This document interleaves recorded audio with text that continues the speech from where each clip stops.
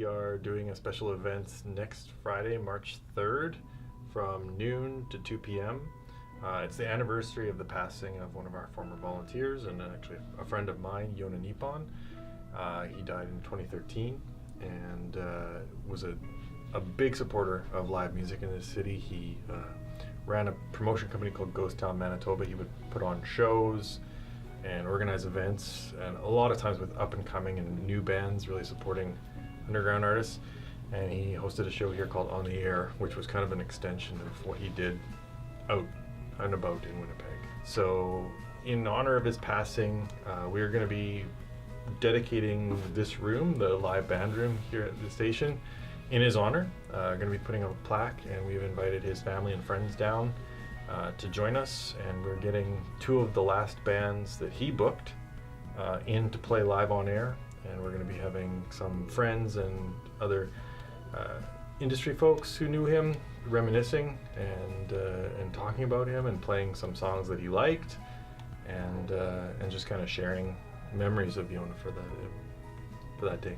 Well, unfortunately, Jonah died way too early. He wasn't even 30 when he passed, and he had kind of been sick without letting people know that he was doing it. He continued to kind of like come in and smile and bike to the station and be out and about and in the world without people kind of knowing. So it took a lot of people off guard. I remember, I guess it was a Sunday, so Jared, our station manager, called me to tell me, and neither of us knew that he was ill. And the funeral was filled with people.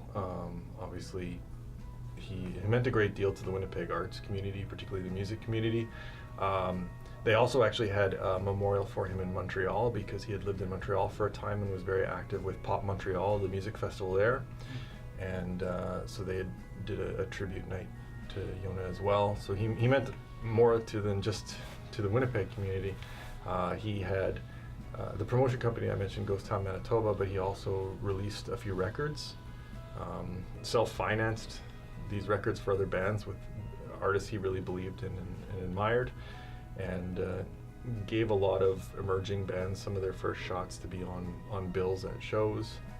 And yeah, he was just always passionate about music and just one of the gentlest people, right? Like a champion without being like aggressive about it, right? Like he just loved music and loved these bands and wanted to share that love in a way that was never kind of